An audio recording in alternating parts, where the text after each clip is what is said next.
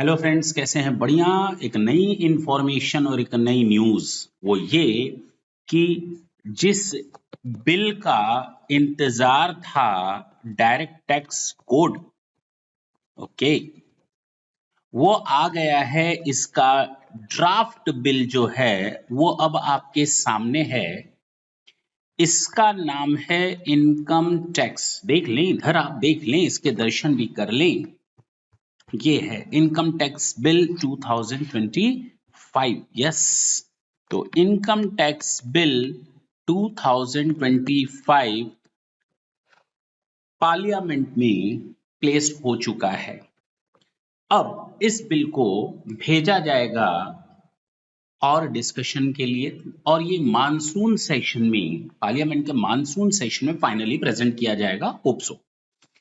इसका मतलब ये हुआ कि जो ड्राफ्ट बिल हम लोग के सामने है, जो एक्ट आएगा, वो मोर और लेस इसी के आसपास घूमेगा, with some modification if might be. तो है क्या इस नए एक्ट में? बेसिकली जो ये नया बिल इंट्रोड्यूस हुआ है, इस न्यू बिल में 23 चैप्टर्स हैं। कितने? अभी मैं दिखा भी दे रहा हूं। इन टोटालिटी 23 चैप्टर्स, और ये 23 चैप्टर्स 536 क्लॉजेस में डिस्ट्रीब्यूट हैं। और तो और जाहिर सी बात है, हर एक एक्ट को कुछ न कुछ शेड्यूल्स चाहिए होते हैं, रेट्स वगैरह को ले करके। जैसा आपने देखा होगा, पहले भी हम लोग के जो इनकम टैक्स एक्ट थे उसमें डेप्रिसिएशन वगैरह को लेकर के शेड्यूल थे, तो शेड्यूल के हिसाब से हम लोग डेप्रिसिएशन रेट्स वगैरह देखते थे। यहाँ पर इन टोटालिटी 16 शेड्यूल्स हैं। देखिए, पहले के जो लॉ बनते थे ना, जैसे पुराने लॉज की अगर बात करें, वो धीरे धीरे अब रिपील हो रहे हैं और नए लॉज आ रहे हैं। तो जो पहले लॉ बनते थे, उसी एक्ट में कभी डेप्रिसिएशन का रेट दे दिया, हाँ या ना, किसी चीज का रेट दे दिया, बाद में अगर चेंज होता था तो उन सेक्शंस में चेंजेस लाने पड़ते थे। अब क्या है, अब सीधे शेड्यूल बना दो, जो भी रेट्स वगैरह हैं सीधे वहां पर, जो रूटीन नेचर की चीजें होती है जिनको जब चाहे बदल सकें बिना किसी प्रॉब्लम्स के, तो उनके लिए शेड्यूल्स को प्रेफर किया जाता है। जैसे कि आपने कंपनी लॉ में देखा है, कुछ भी जीएसटी वगैरह में देखा, वैट वगैरह को रिप्लेस करने के बाद जब आया था। तो कहने का मतलब ये कि अब आपके सामने जो नया बिल है उसमें 23 चैप्टर्स रहेंगे एज यूजुअल, जैसे कि वो पहले इनकम टैक्स एक्ट में थे। सेम कॉपी एंड पेस्ट नहीं है, जरा देख ले। नए नए chapter in the sense arrangement नए तरीके से किया गया है, ताकि चीजों को समझने में आसानी हो। कई सालों से हम लोग के पास जो एक एक्सपीरियंस था, हमारे पास नहीं, गवर्नमेंट के पास, तो जो गवर्नमेंट के पास काफी सालों का 64 इयर्स का इनकम टैक्स एक्ट का जो एक्सपीरियंस था, उन्होंने उस सारे एक्सपीरियंस को इस बिल में ला करके रख दिया है, ताकि कम से कम लिटिगेशंस हो, डिस्प्यूट्स हो, और कोई भी चीज एकदम क्लियर कट हो सके, और कुछ सिंप्लीफाई किया जाए एक्ट को। मुझे नहीं लगता कि एक्ट को लैंग्वेज के तौर पर उतना सिंप्लीफाई किया गया है। जो लॉ की लैंग्वेज होती है वो बहुत ही रिफाइंड लैंग्वेज होती है, उसमें ज्यादा चेंजेस की गुंजाइश नहीं होती। आप देखेंगे अभी थोड़ी देर में मैं आपको कुछ लाइनें पढ़ करके सुनाऊंगा, अदरवाइज अब तो ये रूटीन का मैटर हो चुका है। तो कहने का मतलब ये कि हमारे पास जो chapters in totality they are 23 chapters, जैसे आप लोग को पहले भी मालूम था, प्रिलिमिनरी है। लेकिन इसमें देखें एक नई चीज आई है भाई, टैक्स ईयर आया है। मैं आपको पढ़ाने नहीं जा रहा आज, लेकिन मैं आपको दो चार चीजें बताने जा रहा हूं कि है क्या, बेसिकली ओवरऑल अंडरस्टैंडिंग क्या है। हमको भी अभी स्टडी करनी है, आज ही आया ना, तो स्टडी करनी है ढेर सारी। तो इसमें क्या है, टैक्स ईयर की डेफिनेशन बताई गई है। टैक्स ईयर की डेफिनेशन में क्या है कि अब तक ये कहा जाता था प्रीवियस ईयर, असेसमेंट ईयर।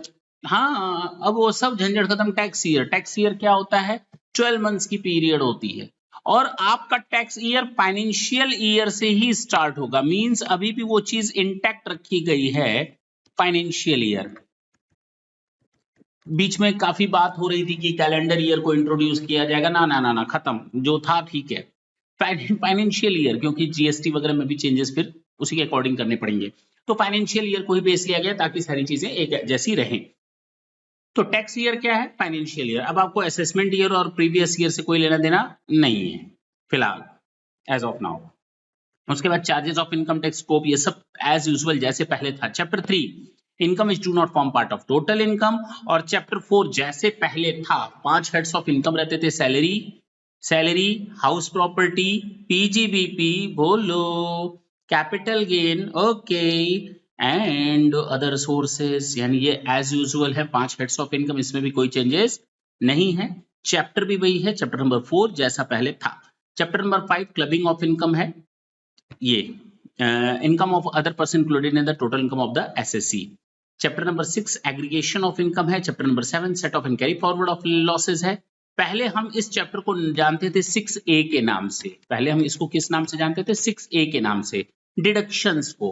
भैया अब वो चैप्टर 8 बन गया है, अब वो चैप्टर 8 का नाम ले लेगा, यानी कि डिडक्शंस का नाम अब चैप्टर 8 हो गया, पहले 6A बोला जाता था। ये डिडक्शन एज यूजुअल काफी हद तक वही है जो हम लोग जानते हैं। अब इसको थोड़ा स्टडी करना पड़ेगा कि क्या चीजें नई आई हैं, क्या पुरानी चीजों को किस तरह से रिप्लेस किया गया है, ताकि मैं आपको आगे समझा सकूं। Rebate and relief as usual chapter number 9 है। 10 आपका special provision, avoidance to tax, ये सारी चीजें चैप्टर वाइज हो गई। इन टोटालिटी देखें जरा कि कितने चैप्टर्स हो गए। असेसमेंट वगैरह के बारे में मैं आपसे बाद में डिस्कशन करूंगा। एडवांस पेमेंट ऑफ टैक्सेस, सारी चीजें मिसलेनियस है।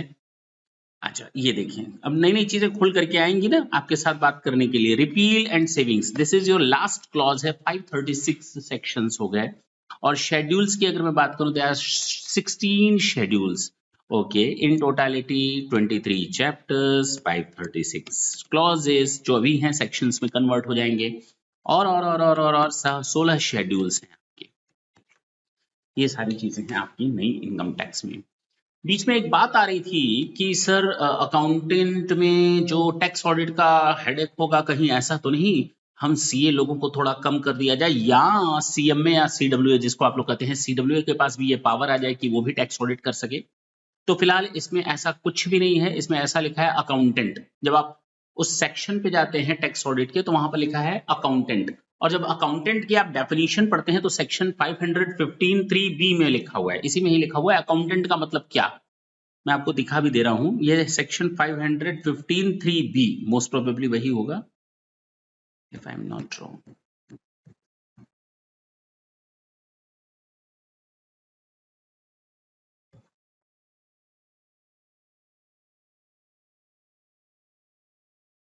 ये तो 420 पर आ गए ना।